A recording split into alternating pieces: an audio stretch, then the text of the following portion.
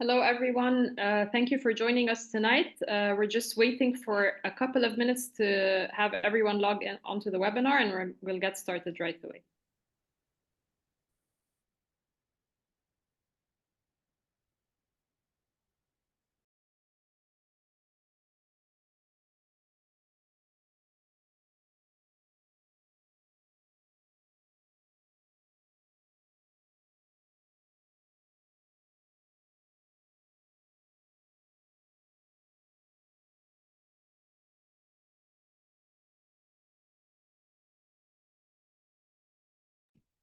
All right, we have a good group of people here right now, and we'll be waiting for more to join us. Thanks again for being here. This is the online information session on the Executive MBA program offered by the American University in Cairo School of Business. My name is Nelly Zayed. I'm with Newton Education Services, and it's my pleasure to host this session tonight with all my fellow panelists. Just quick housekeeping points before we get started. I know you guys do not have access to the camera and the mic, but we know you're here. We see you. We know your names. So, and you will have a chance to ask questions. There's a Q&A icon at the bottom or at the top of your screen. So please feel free to type in all your questions there. I'm pretty sure that our panelists tonight will cover all these points that you're wondering about during the presentation. But if we don't, we're going to make sure we get back to your question, and we're going to be answering questions along the way as we go.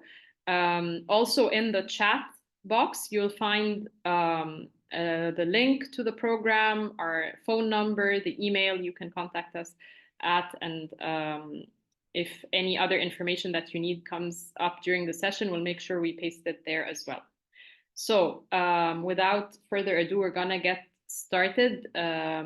It's my pleasure to introduce the panel for tonight. We have Marwa Sweden, who's the Graduate Programs Director at the American University in Cairo School of Business. And Marwa is gonna give us all an overview of the Executive MBA program. And following that, we will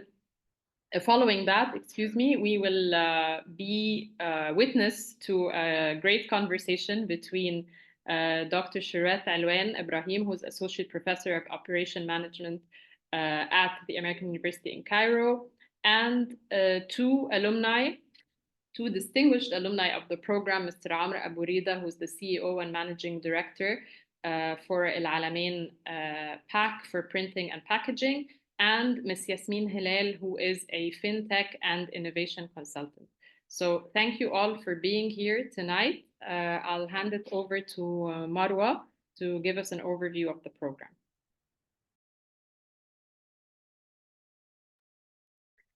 Hi, everyone, and thank you so much for attending our AUC Executive MBA program. Let's start with the first slide. Just give you an overview on the American University in Cairo. As you know, it's a leading English language institution, and it's very famous for its commitment to academic excellence and cultural diversity, accredited by the Middle States Commission on Higher Education in the United States. As you can see, we have a very huge portfolio of graduate programs, around 39 programs with 52 graduate programs as well. We have around 1,161 graduate students and 5,372 undergraduate students. We have 12 cross-discipline research centers. As you can see, the School of Business is actually a leading school in the American University in Cairo. We have in our school 6 undergraduate programs, and we have 6 graduate programs that includes the Masters of Finance, Masters of Economics, International Development, Masters of International Management, the SEMS program, the MBA, and the Executive MBA program. So the accreditation. So the AUC School of Business proudly holds the prestigious Triple Crown accreditation, a mark of excellence achieved by only selected few business schools worldwide. The distinction comes from three leading accreditation bodies, which is the AACSB, it's an American entity, the ICWIS, which is a European one, and the AMBA, which is strictly concerned with the MBA programs worldwide. Each of these accreditations reflects our commitment to delivering a high quality education that meets international rigorous standards. As for the endorsements, the AUC School of Business is consistently recognized as a leader in the business education, reflected in our impressive rankings and endorsements. We are proud to be ranked among the top business schools in the Middle East and North Africa by various esteemed publications and organizations. This slide actually, it's a kind of a nutshell about the program. The program consists of 23 modules that it's delivered over the period of 20 months. We have 5 sections in the program. The classes are over the weekends and the weekends only. I'll explain this point later on. It's a full day, so it's starting from 9 a.m. till 6 p.m. We have 2 international live-in weeks in 2 different destinations. We don't have elective classes, it's all core courses. And we have the capstone project, which is a substitution for the thesis track. So the first point is that the Executive MBA program is designed specifically for experienced executives who are managing demanding schedules. We understand that the time is precious resource for leaders like you. So that's why the program is structured on a modular format. So that's why you come only once per month to attend the Executive MBA class. So it's over the weekend, starting Thursdays till Saturdays, only once per month. Our faculty comprises industry experts who bring wealth of practical experience to the classroom. This ensures that the knowledge you gain is not just theoretical, but rooted in real-world applications. You will learn from professors who have held leadership positions in top companies, providing insights that are immediately relevant to your professional context. We pride ourselves also for the faculty that there is the diversity of the faculty that teaching in the Executive MBA program. We have like 50% of them international faculty. We have top from prestigious actually universities from Imperial College in London, Nova Business School, Stellenbosch, RSM in Netherlands, ESC Paris. So we have lots and lots of partners that we usually recruit our faculty from. So this is actually, it's a segue to the next point, which is the 360-degree view of the global business landscape. So the AUC School of Business offers unparalleled international exposure through our immersive live-in weeks, which is the 2 international live-in weeks that I was telling you about, in 2 different destinations, such as Europe, China, or USA. During these weeks, participants engage with partners, schools, gaining first-hand insights into local business markets and exploring emerging markets as well. So this experience not only broadens your understanding of the global commerce, but also enhances your adaptability in diverse business environments. So additionally to this, we have also the faculty, as I said earlier, that it's coming from, that recruited mainly from Europe. And then we have the top-notch professors from AUC, from our country. And then we have alongside a dedicated faculty from Africa who provide valuable insights into the untapped opportunities within our continent. So this unique combination ensures a comprehensive 360-degree view of the global business landscape, equipping you with the knowledge and the perspectives needed to thrive in today's interconnected world. Moving to the networking opportunities. So this is one actually of the most valuable aspects that the Executive MBA program at AUC offers, because it's an opportunity to network with peers. You will engage with fellow executives and industry leaders, creating connections that can lead to new collaborations and opportunities as well. Learning from your colleagues who come from different and diverse actually sectors adds depth to your understanding of complex business challenges.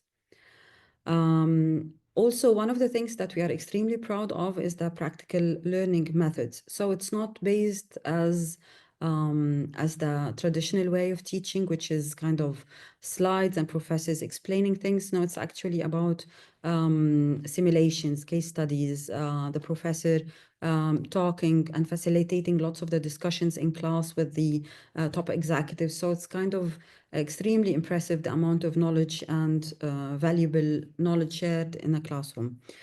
Also, one of the things that we are already promising you at AUC is that we are a leading school in lots of things concerning, for example, the executive coaching. This is something that initiative we are planning to do, which is we want to support you professionally. So we are offering personalized executive coaching, that one-to-one guidance that would help you to identify your strengths and areas for improvement. So this is just كده a quick overview on the courses of the Executive MBA program. So as you can see, section 1, this is the general management, where you can taking change management, statistics, economics, moving to section 2, finance, accounting, and marketing as well. Moving to the third section, managerial global leadership, when there is the international business tour, also effective leadership, lots of soft skills as well. Moving to section 4, which is the advanced business core with corporate governance and business challenges as well. And then we have the capstone project. This is section 5, whereas the capstone project, which encapsulates all the 22 previous courses and try to integrate all of the courses into and the application of them actually in the capstone project. So these are samples of the already historically, actually, these are kind of the partners that we have been traveling to. Kellogg, this is one of the top management schools actually around the world. We have SEABS. We've already traveled to Hong Kong University of Science and Technology as well. We have Antwerp Management School, which is in Europe. So we are trying to choose every now and then different partners and give the students the opportunity to have like a diversified new experience. The fees actually, trips are included in the program, and in the program fees actually, excluding only the visa and the air tickets.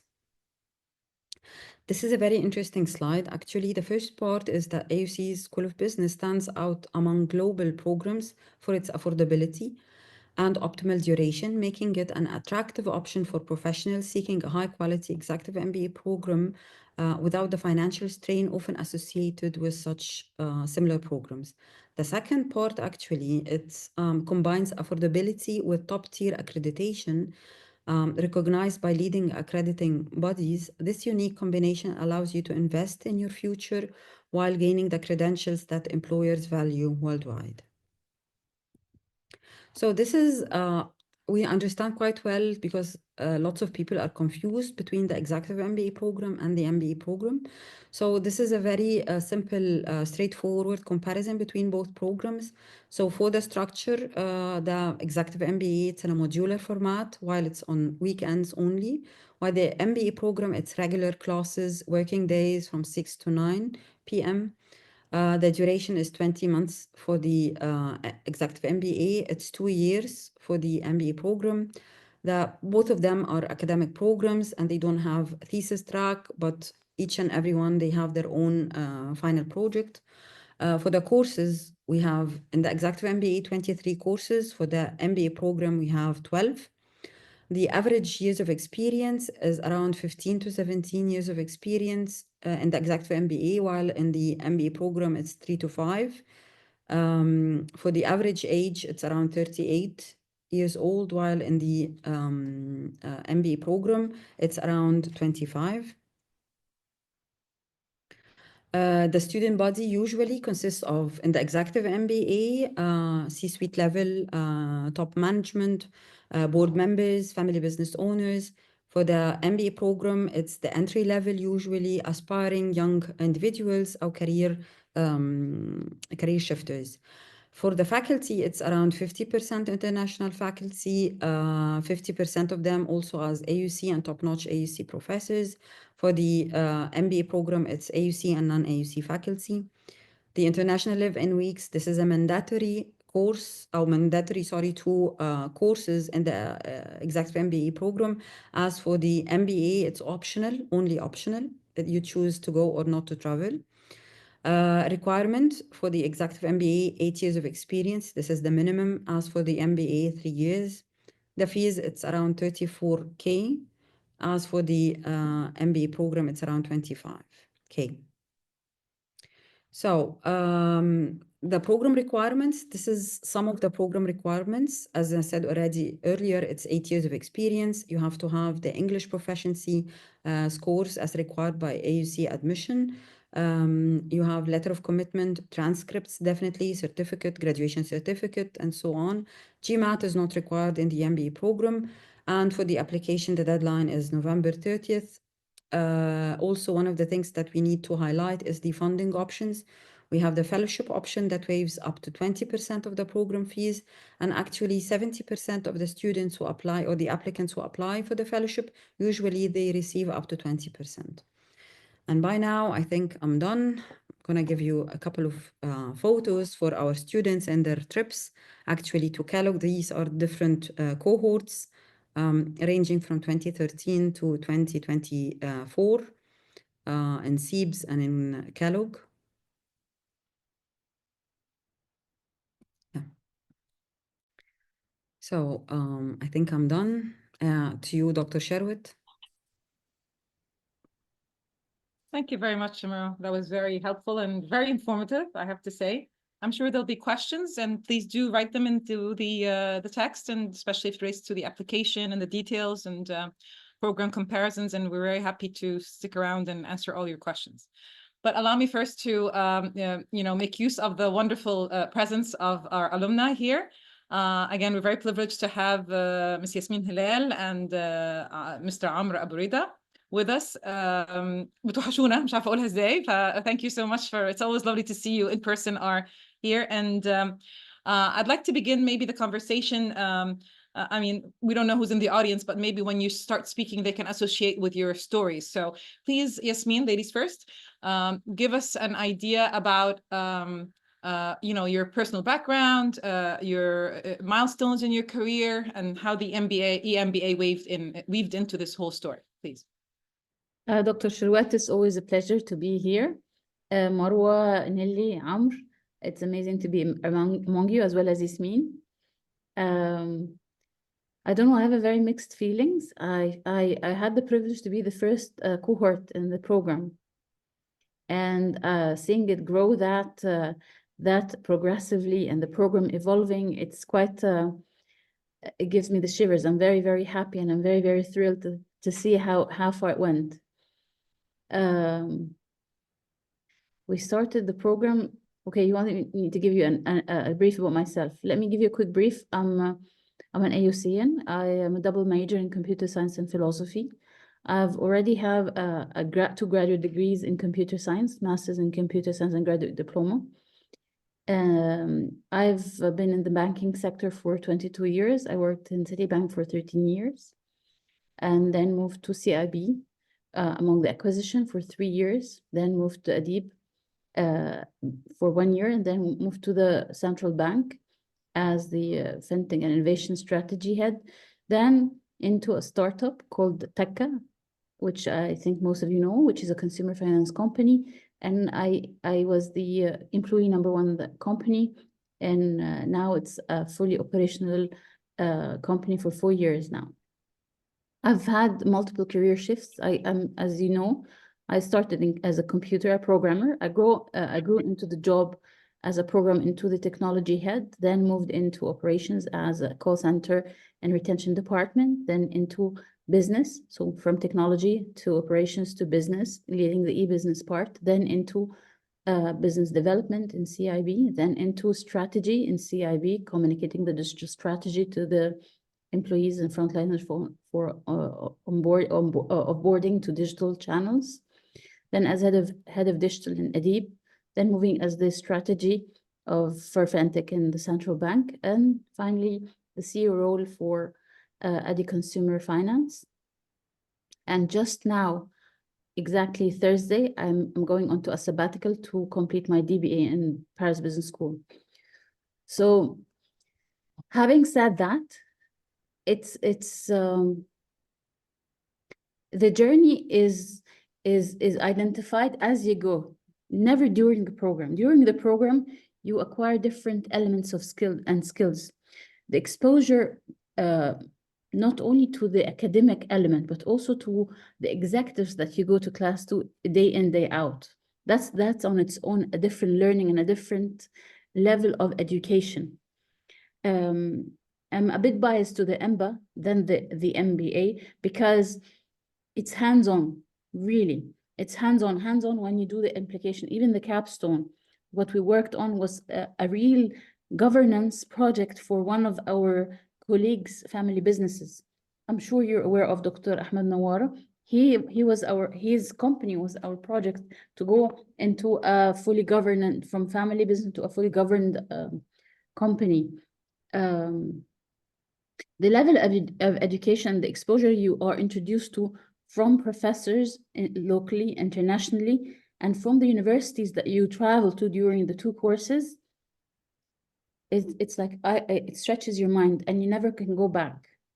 And once it's stretched, you cannot undo what you know. So from the academic element, and also from doing the business, how when we went to China and we went to the States, how the things are being addressed and how you learn from them. Until date, I remember very well the lecture, the marketing lecture given by the global marketing head from McDonald's. This gentleman, he's a clinical professor, and he finished only high school. So what tells you that part of this learning, not only academia, it's you get your hands dirty and you go into the ground and you really get exposed to the true things. And plus that, which I think also the really add-on into the entire journey, is learning from your peers and the conversations you have, and the debate, the projects, and everything about it.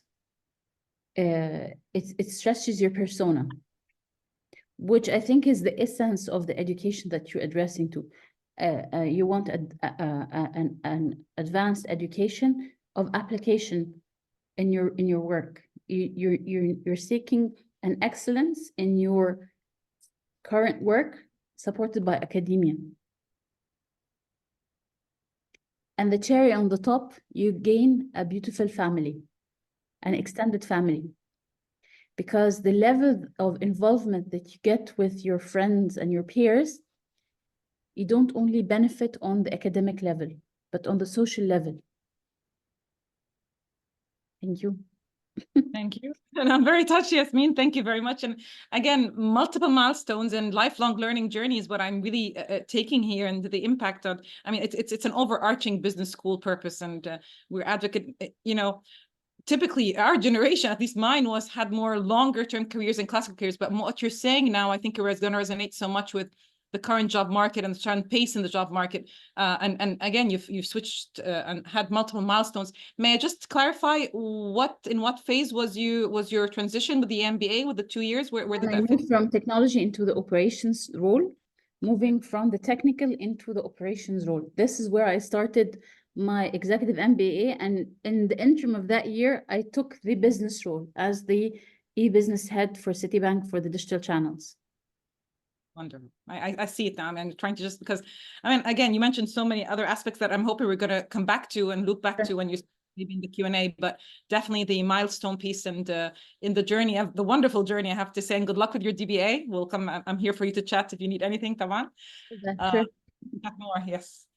Amr, dear, how are you? All good? And it's nice to have this kind of balance between family, business orientation, and and what Yasmin just said. So please do let us know about your personal background and your family business and how it fit in, and your decision-making process actually in when you want to take an MBA and how it worked out, or went different than what you thought.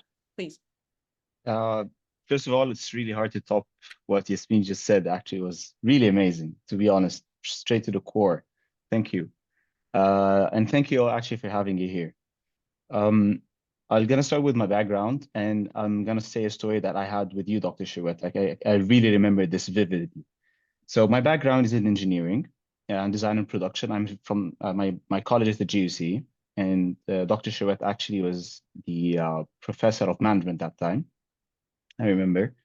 And I started my family business working from really, really bottom till I worked every way. I've been into the quality. I've been actually an operator for a while for different machines, quality, and then into the production. And then after that, I started to take all over the factory itself.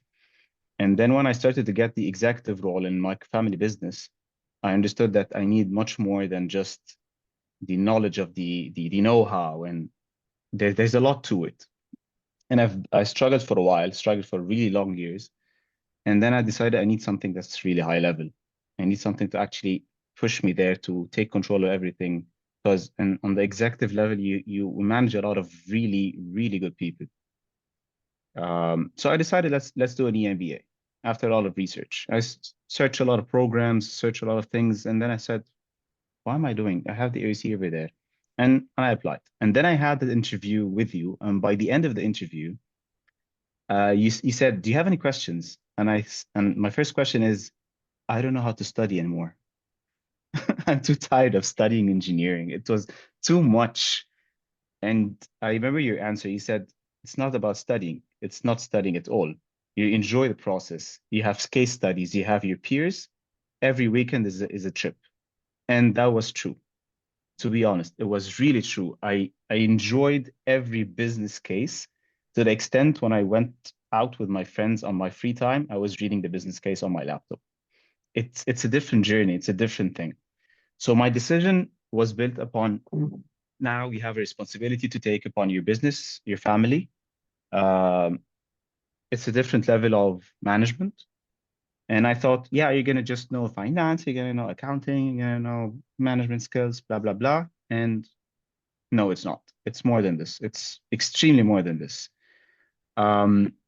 As Yasmin said, yes, it opens up your mind, but the thing is, it opens up your mind to the extent that you keep open, you keep reading. Yes, you're doing your DBA, and actually, I'm applying my DBA right now. I've never been into academia ever. It's different.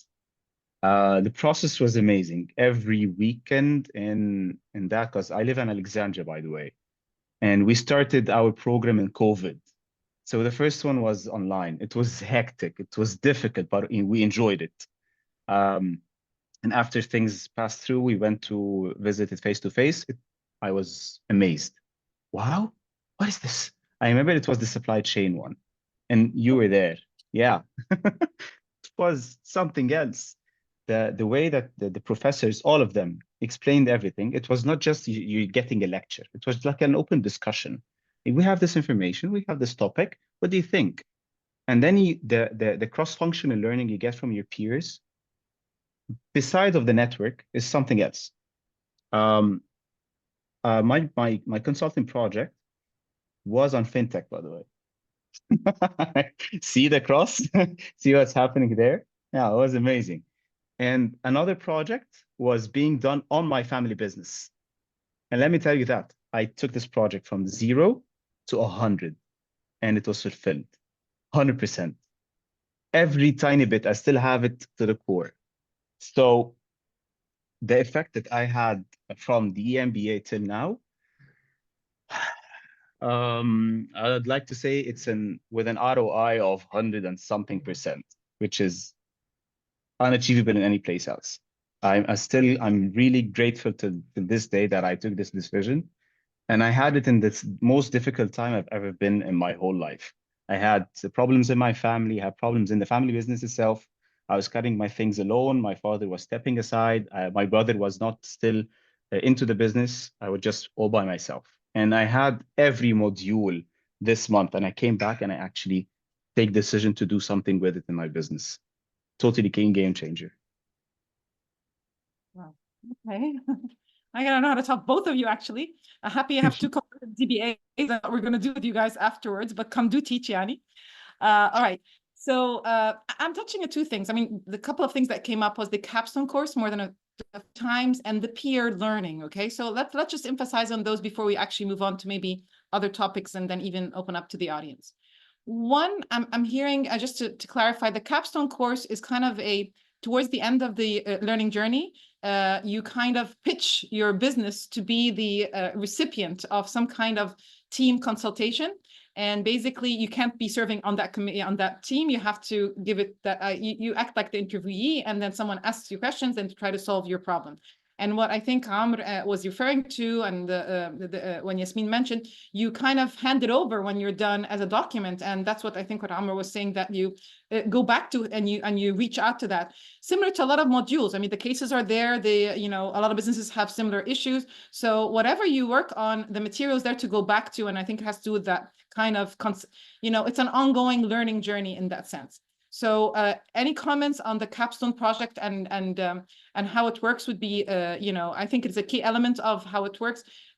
Early in the program, do you actually begin preparing for your final project, and in which way does it bring things together? Maybe someone, Yasmin, can respond. You have your hands up to that point there, please, Yasmin. You start the program not knowing anything, with false expectations that you're into an academic program to acquire a degree. Towards the end of the program, you're getting a degree for life. Actually, a passport where you know that there's no boundaries for you to learn, and nothing would stop you of being achieved. You just realize the limitation, the boundaries that one put onto themselves. And whatever you have any point of time you said I cannot, that you've created your own ceiling in that process. So that's a main takeout. That's number one. Number two. No, I'm just saying, why do you think that helps? Was it the way you're taught? Was it the support you get? The exposure, and how then the conversations that you have, and the word that keep on popping into my head is exposure. The exposure of different styles of education, different instructors, different nationalities, different, the university on its own, moving into these trips to the States or to China or Hong Kong. These trips are different. Most of us have traveled the world, but none of us have traveled into an educational tourism. And I like to give it this fancy word, educational tourism, because it is fun. It is not a boring trip. It is very, very, very interesting on all levels. The experience of going through, you're sitting with a cohort of executives. All the room is full of alphas. Oh my God. Okay. How are you gonna have this team work together in a capstone? So you don't only learn the business, you learn how to deal with different personas. I'm not so sure if this is still part of the program. One of the program learnings, we went into North Carolina for the Leadership Center, where they did a psychometric analysis, and they've observed us work together. And we had feedback during these sessions on our communication and leadership. So there is psychology in the learning. There is sociology in the learning. There is deployment in that learning in the small classroom. So actually, it's preparing everyone into the C-level. Definitely that is the C-level. And you're saying, come again? You're saying something else, Yasmin? Yeah, yes, on the capstone itself, it humbles you. Full stop. It humbles you 100%. Every one of us know their business very well. All one of us is so full of themselves, of knowing their thing. But here comes, you go into a real business, and you're expected to not only consult on it, but you consult on it in 2 dimensions. Something that is academically supported and something that is realistic. And that's the challenge. You can do something that is purely realistic, but does not tally together. It would fire back in a medium or long term. And if you only work on academia, it's not realistic on the ground. And I'm sure Amr can reflect more in speaking, because I think it was a privilege, Amr, being a student and being also a receiver of that consultation. So I think this is where I pass it to Amr to reflect on that point. I'll put Yasmin, thank you. Yes, Amazing point. That's true. That's true. The word humble. I was when they put the project. Remember when they put the projects all over the board and you have to choose. And then I thought, yeah, I know about that one. I know about that one. I know nothing about fintech. And I choose the fintech. And my group was these people, alpha people. I truly learned from them more than you think. I believe I was the least in my whole cohort. I was sitting in between people. This is the CTO of blah, blah, blah. This is the CIO of what? What the hell am I? What is this? Yeah, this is true. This is true. I want to get back to the part of the psychology. We remember the tests when they had to test for how the leadership and the management styles and your character and everything. I was, wow. That gave me a totally different perspective on myself with dealing with my own people. I always thought, yeah, I'm right. I have to do this and have to do that. And then I thought, oh, I do this for this. I'm doing that because I have this problem. Oh, this is the feedback that I get because I do that. That changed everything. For also in when the consulting project, we met a lot online. And when I started to do the work itself, I discovered people do work differently. Then I thought that I think that that's the correct way, or maybe that's the only channel that I got from my father or my for whatever the exposed area that I had. People do work differently, and they look about things in a total different way. And you learn from all of this exposure. Yes, this is the word. It makes you think, okay, there's 100,000,000 ways to have a solution for a problem. And that's number 3, actually. So these 3 aspects were totally spot on to make me actually a different person, different manager, different leader. I'm not a leader anymore. I feel like I'm a service leader, which is a term I actually learned in the MBA. You're a service leader. I loved it. Every part we had the Kellogg's. I remember the marketing lecture. I hate marketing. To be honest, the most thing that I hate in my life. I love this lecture. And actually I understood every part of it. I was eager to, after the break, come on, I need more. Yes, this makes sense. I love this lecture. And the Hong Kong part, the culture, you understand different cultures. So you understand how people do business, and you understand the feedback from other people in the whole world. You're a CEO, probably you're global. Your business are dealing with different countries. You understand how to do negotiations. This is also a thing. I still, this day, I never go into a negotiation meeting unless I have my cards that I have from my negotiation lectures. Till now, I have them. Pick it up, okay, read it, put it back in, go into the meeting. Never I failed. Nothing more to say, actually. I want to add one point to what Amr said regarding the cultural variances and the cross-cultural learning. I remember very much after one of the sessions, one of the professors who were in charge of the team took us out for dinner in a very nice restaurant. And when we were having the soup, in the Chinese or the Asian culture, if you put the spoon in the plate, means that the food is not nice. So this is exactly what I did. I had my soup and I've put it there. You did not like your soup? I'm like, no, I loved it. Then he explained to me in the Asian culture, what does it mean? I'm like, I'm sorry. He's like, no, you don't have to be sorry. That's new for you. You're allowed for mistakes. And that, Shazam, it was like magic. That was an immediate learning, a leadership lesson on the spot. You cannot penalize someone for not knowing the information. So there are two different dimensions of the learning: the direct, which is through the program, and the indirect through the interactions. 360. Thank you. Thank you. That was a very nice comprehensive answer. Again, the humbling piece and the the leadership, that knowing who you are as a leader and the cultural adaptation as a leader again is always something that I'm pretty sure in many different ways, maybe not explicitly, but you get throughout the course. I want to move on to another piece, which has to do with the, again, us, right? The network, the alumni, the cohort you move with. I mean, you begin, I've seen the dynamics in the early, when you guys meet for the first time, and then you're looking at each other and saying, how you fit in. And sometimes you're right, with too many alphas in the room, you get that energy, but then I've seen it evolve. And whether you're a COVID student or you're one of the early cohorts, but I also seen it with the other cohorts. Now, there's this point of,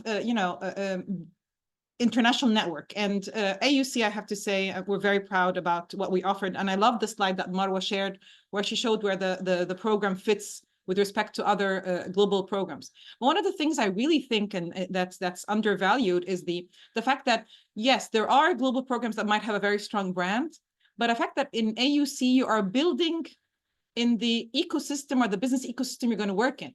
So the network you're building in, or the alumni you're going to bond with, again, cohort versus cohort, or within your own cohort, and the AUC at large, and the services AUC keeps on offering, and the invitations you get back to AUC, that kind of feeds back into your careers while you're here.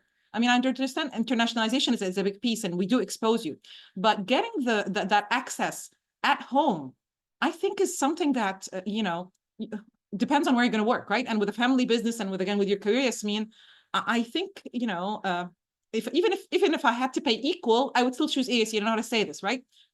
Because there's that benefit of the locality where I'm going to do business here and have my career here, and أحرت في الأرض بتاعتي. I don't know how to say this, right? So maybe I want to if you take on that one. Let's begin with Amr and then Yasmin on this point, because you do have the, it's not like you had a hope to leave and take off, right? So you're here, and Alexandra's not so close, but how did that work for you? We have a lot of Alexandria members also join us, as you know. Yeah, this is true. This is true. One of the best decisions that I actually did is actually choose this for the Egypt part. The project that I did, or the people did for me, was too realistic that it touched everything due to the part that we're talking about. We had the economic lecture, the economy module. That explains everything. Everything that we've been learning was, okay, that's happening in the country. This is the economy now. That means this. That means what? Imagine this module happening in France. Totally not related to anything. I'll be benefiting maybe 60% of it, and the other 40%, which is actually more beneficial for my company, for my stance, is gone. So this is very important.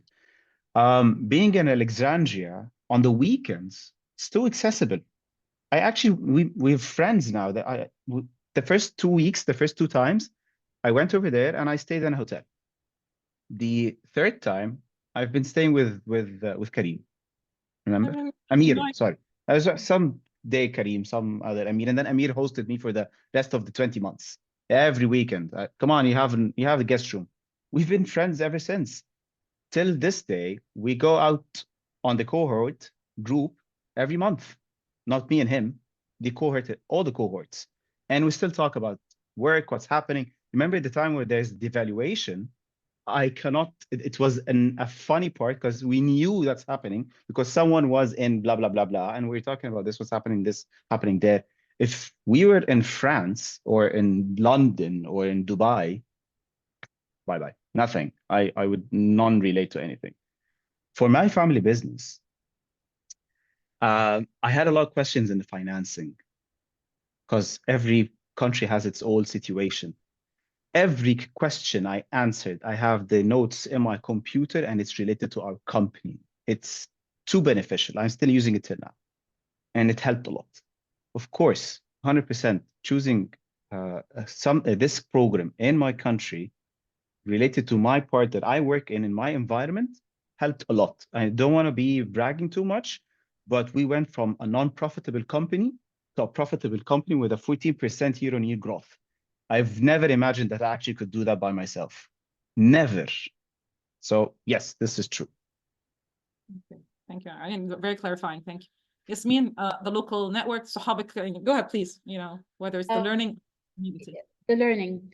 I think the beautiful part of that program, first of all, I have a bias. I'm an AUC undergrad. So that's my home.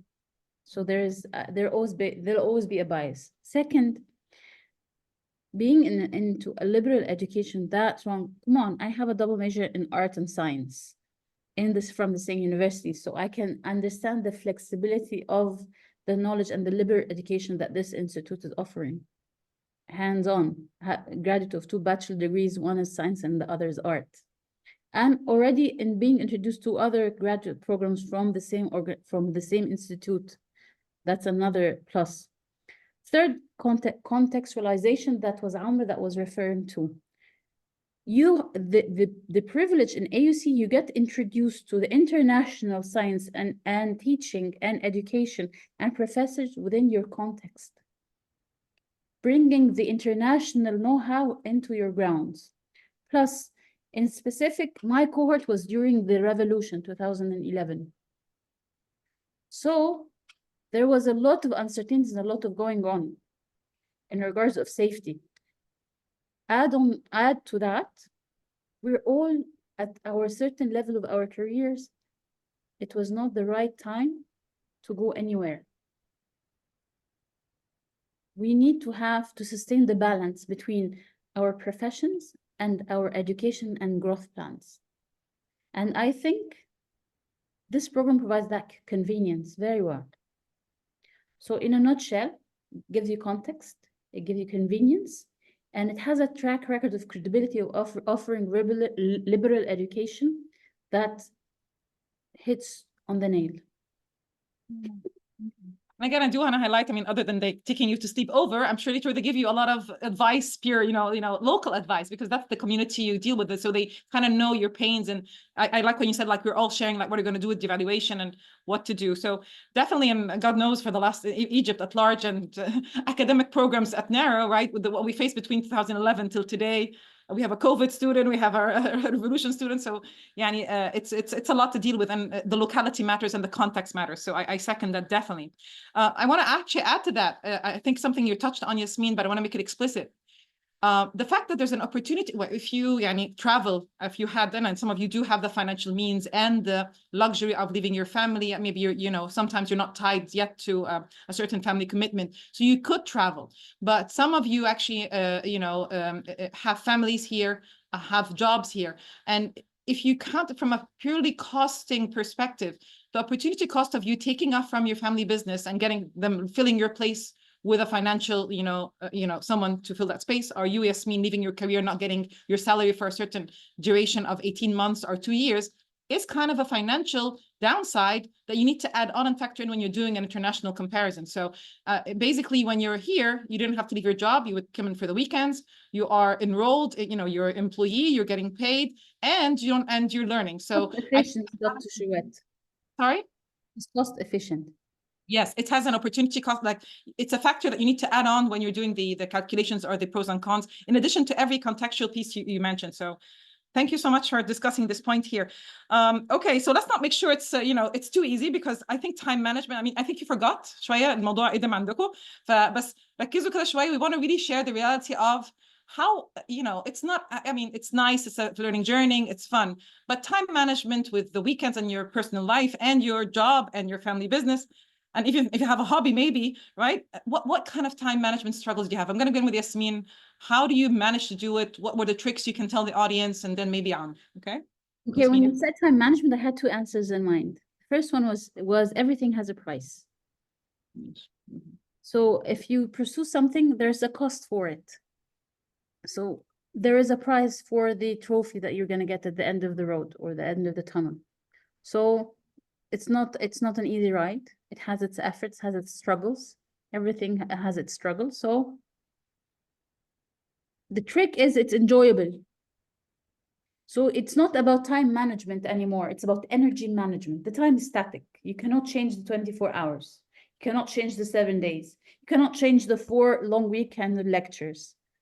All what you can change is your capacity to work more, your enthusiasm and motivation to work for the entire week. Make sure you have a backup plan for the days that you're not there, and do your assignments that are due the following week. Does that have a price? A very expensive price.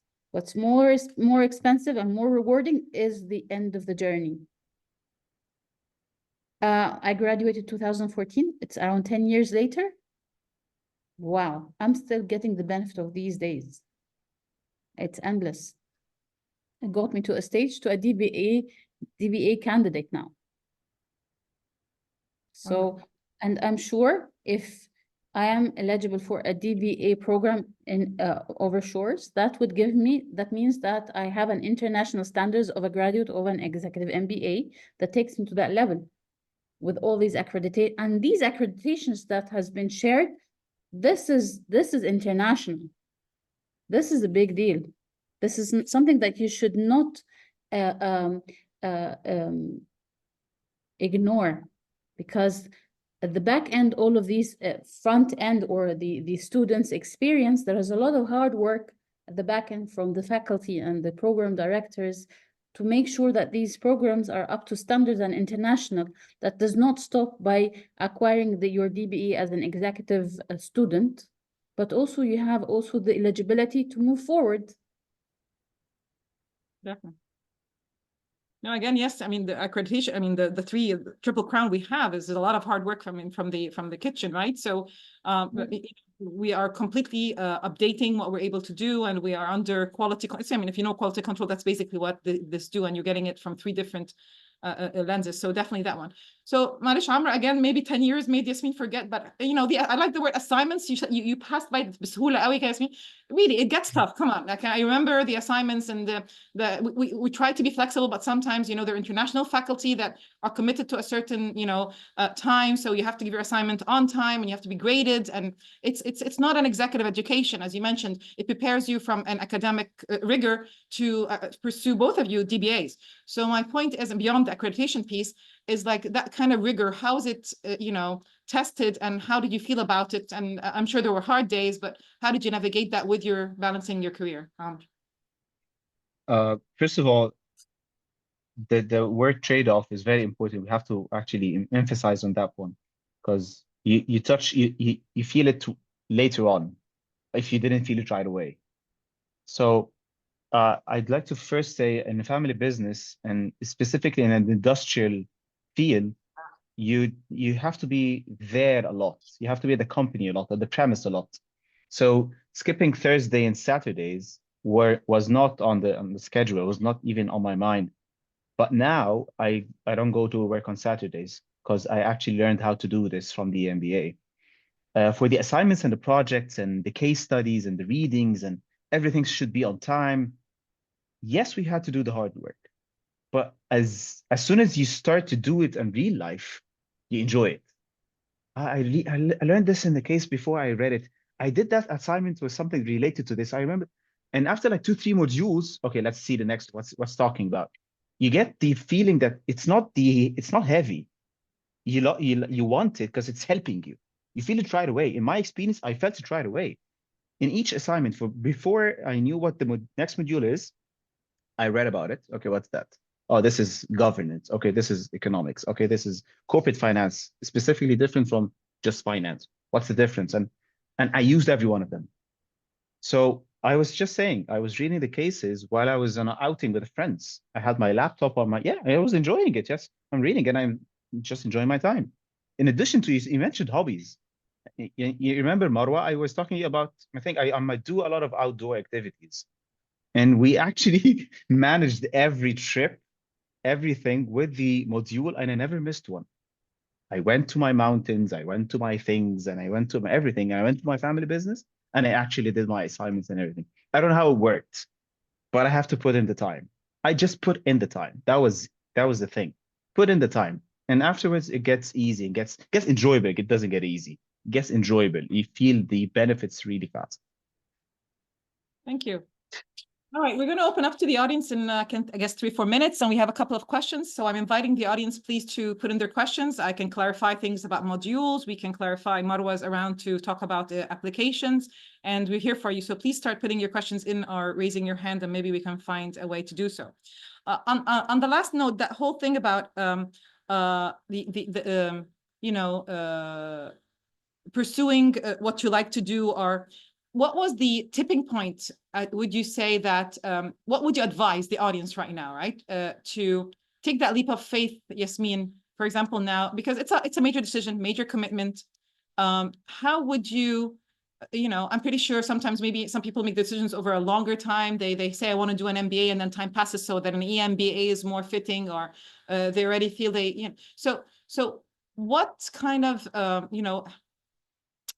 struggle do you think that someone right now in the audience is thinking about, how I'm motivated to study or not, to take a program or not? What can you tell them? I'm gonna first predict the struggle that they might have on hand, which number one would be the fees. Okay. Sure. Do you ever get any of those real estate calls asking you to buy an apartment and invest it, and it will increase in price? Or those say go and buy those the gold bars or coins for investment, because it will keep your wealth maintained and it will not lose value. I would tell you, go and have this education. A well-invested money in your mind has a major ROI. And I love the statement that Amr said, the ROI of this investment is 100 plus. Guaranteed for your investment. If you invest in an asset, your asset burned, the gold could be stolen, but no one can take away what you learned. You cannot undo what you learned. Invest in your mind and you'll be wealthy forever. Investment. I think we're getting this. Is anyone having the same trouble I'm having with Yasmin? I think, Yasmin, we might lose your connection a bit. The connection is a bit shaky. Hello, I'm back. Can you hear me? Yes. Yeah. But because I'm reading, I love how you're really trying to read the audience and the financial piece. That's one, but please go ahead. Please continue.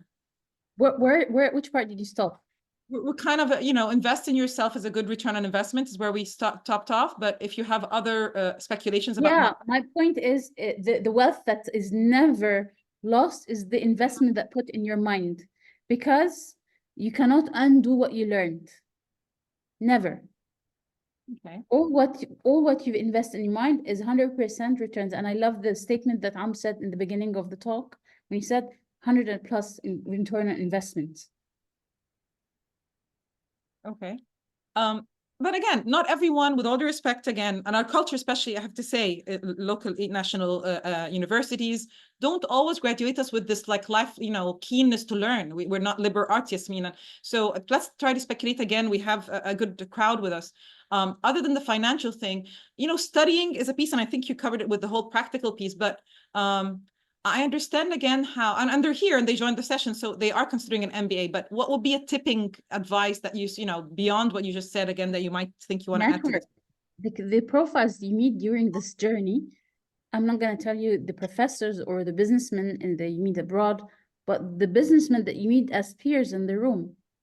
Okay. A lot of people have extended their businesses and their careers through these networks, directly or indirectly.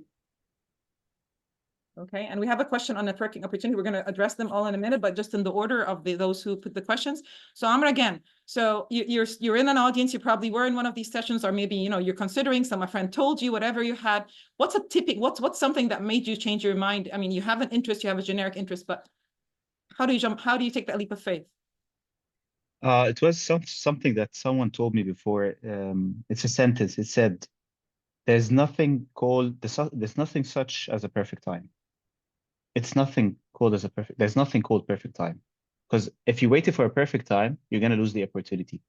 So when I graduated from my engineering, I want to relate the studying part also. I wanted to take a postgraduate study or do another master's, because I did master's in engineering also. So I decided, yeah, let's do something related to business. And a wise man, let's call him the wise man, told me, no, wait, you're gonna know when you need it. And after a certain amount of years, I felt, I feel like I need to upgrade my mind a bit.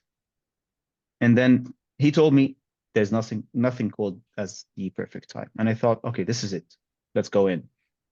for the studying part, I didn't feel like studying. I remember engineering studying. I remember it very well. It was really hard, really hard. It's a different kind of studying. It's totally different kind of studying. It's just, I'd like to call it exploring. It's the fun kind. One of my hobbies is reading a lot of books. I love reading books. It's something like that. It's discussing what you read. It's like a book club. I enjoy everybody. Read, go. It's not the rigid, sticky studying thing. No, no, no. It's not that at all. And if you feel like you're totally hesitated, if the financial is not a problem and your time, if there's something big, not a problem, go ahead. It's worth every second, which is much more expensive than money. I want to add one last point, that you have chosen to be in this room to learn. No one has pushed you or forced you to go and take this education. So it is an education and studying by choice. It's totally different than the undergrad or any other. It's choosing to study. It's a different motivation. Well, again, wonderful, and you answered the question wonderfully. I'm just trying to see again what possible different backgrounds. I mean, I know you, Yasmin, I know you, Amr, but I'm trying to speculate in the audience, and I'm getting a lot of questions, and I have to commend my dear Yasmin Abdel Shafi for answering the questions wonderfully and sending the links. The one that's pending right now has to do with this networking thing. So again, they're saying what kind of networking opportunities.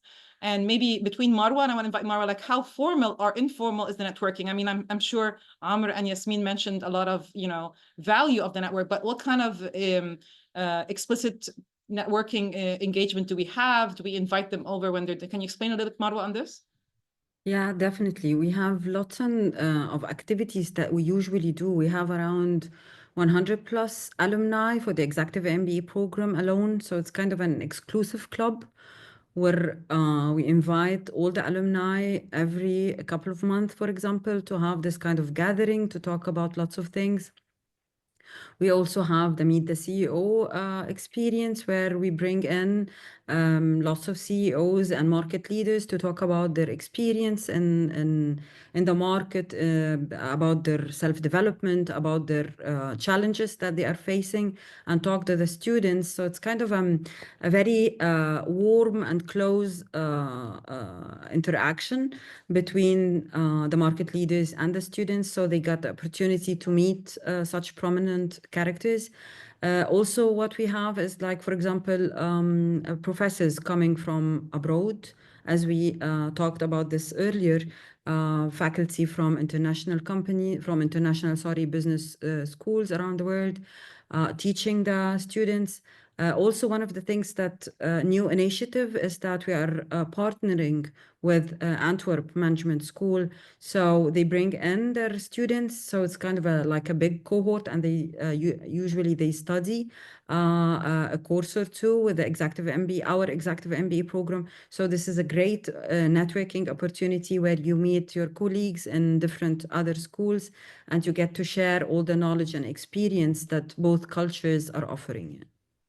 Thank you. And if I remember also, when we're teaching within the 4 days of the module, it's, I think in all of them, at least if not one or two guest speakers, we invite them, and you guys, you have the, you're sitting in a room, and you and your 20 something people in the room, and you have that direct contact and your business cards and your follow-ups, and you make it personal. So I think, definitely that piece during the duration of the delivery of the course. So networking within the cohorts, networking across alumni, and again, networking in the events we do and the international networking. I think you covered it all. So yep, on that one, I think we have another question.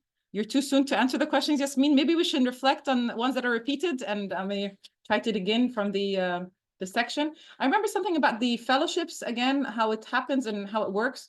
So what we're trying to do, I have to say something also, is that the program's value within evaluation has been reconsidered. And again, there has been no compromise on quality or actually the content and the hours you spend. We manage, because we are, again, experts in how we develop programs, to try to get accreditation and follow the guidelines through our Senate approvals to make sure that the program is more by credit hour comparison affordable. So I think now you can see the ticket in the Executive MBA having a bit of difference compared to when you guys joined the cohort, which was a flat fee.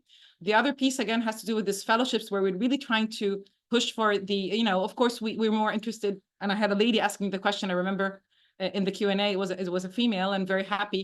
I think we do have sign of for, you know, encouraging women to join the program. That's one thing, but I think fellowships also sometimes go beyond women. Marwa, can you you know, explain that, please? Sorry?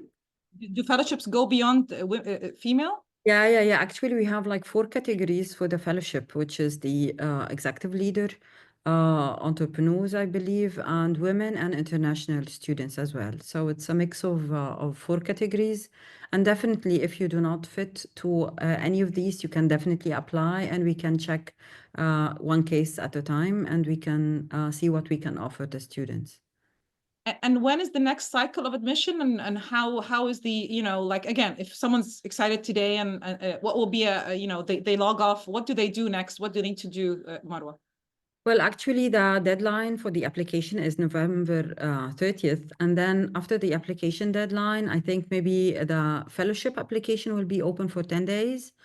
Because this is exclusive for the Executive MBA program, they will apply for the fellowship, and maybe if there is any kind of documentations that they need to submit, they do. And then maybe in a couple of weeks, the admission letters will be out after the interview, definitely, because this is one of the things that we usually do in order to filter all the students and to filter all the applicants, that we do interview with the interview committee. And then afterwards, the admission letters is out, and then the payment, I believe, is following. And then we'll start most probably by the end of January in 2025. Okay. So again, when would the first payment need to be due? So let's assume that they apply before November 30th and they put in their application, which is basically, again, a personal statement, 2 recommendation letters, passing the IELTS, and graduation certificate, yeah, and detailed transcript. And for men applicants is definitely the military exemption or military completion certificate.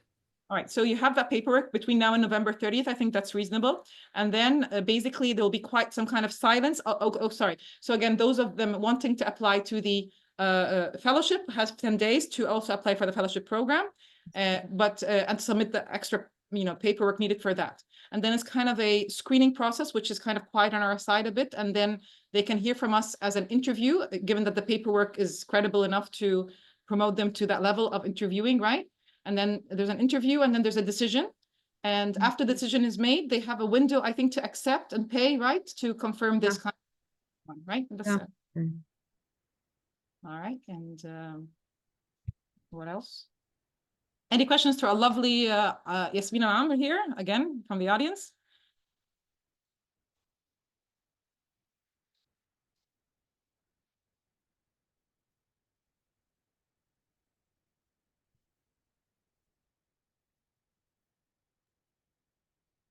I just want to say it's been an honor to be here. Thank you.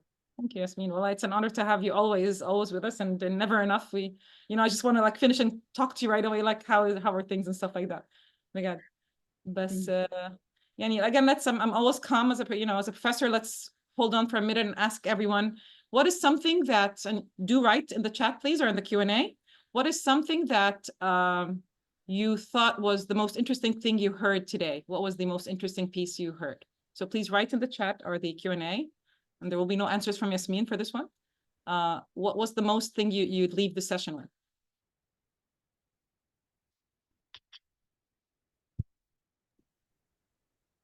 All right. Good point on the TOEFL. There's another good question here on the TOEFL, Yamar. We do get this question a lot. TOEFL IELTS, can they do it in what if there's no good dates before, no one is prepared to take them before the deadline? Can they take their time doing that? Yeah, I think maybe they can, the admission office can provide maybe like 10 days after November 30th as a grace period. But I believe if they now did the application, they can book an exam, TOEFL or IELTS, both of them. I think they are more available now, especially that lots of these exams are done online. So I think they would find more available slots for them. But anyway, I believe 10 days after the application deadline could be okay. Is there a passing grade? Do they know right away if the English is going to be a conditional acceptance, or is there ways to get in even if you don't score that score? Unfortunately not. They have to get the cutoff scores, which is in the IELTS is 6.5 in total and 7 in writing. And for the TOEFL, it's going to be 79 in total and 21 in writing. And your advice, if someone didn't score those right away, should they, try to continue? I mean, they still submit their application and try to improve that grade, or and then maybe join the next cycle of recruitment. What would you advise?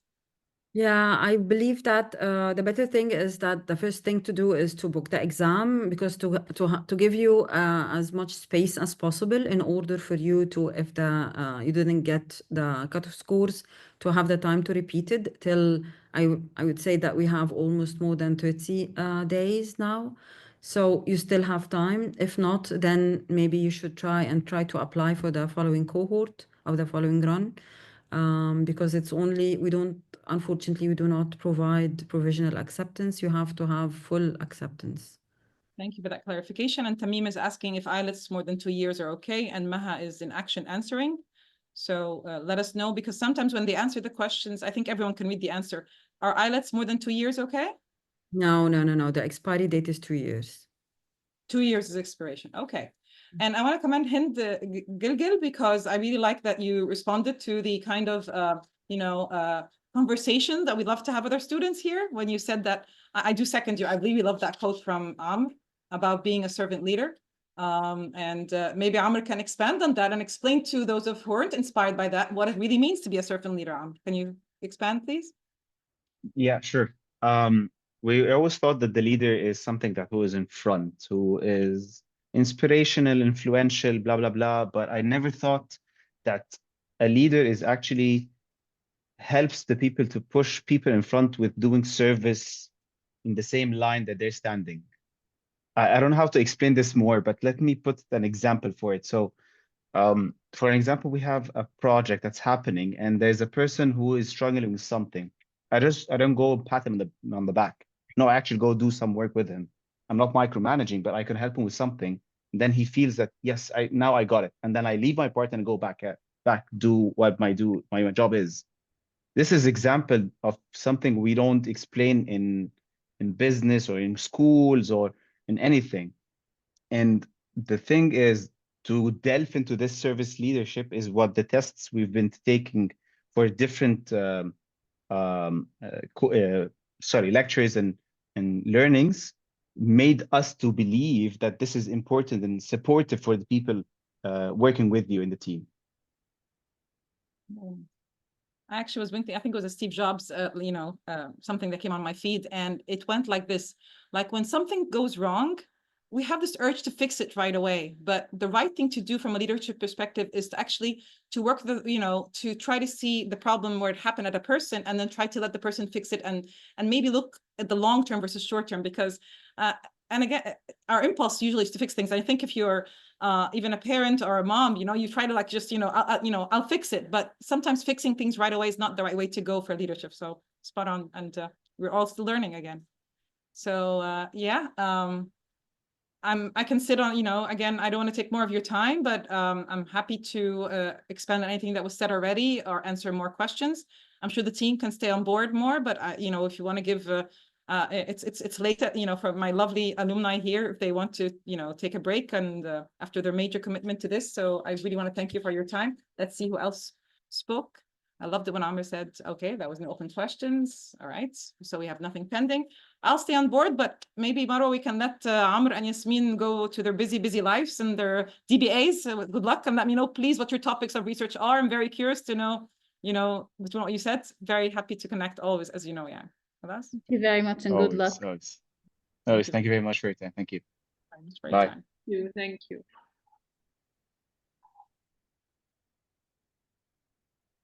So Nelly, do you think we should just stay and take more questions? Because I think, we did commit for some time. Oh, thank you, anonymous attendee.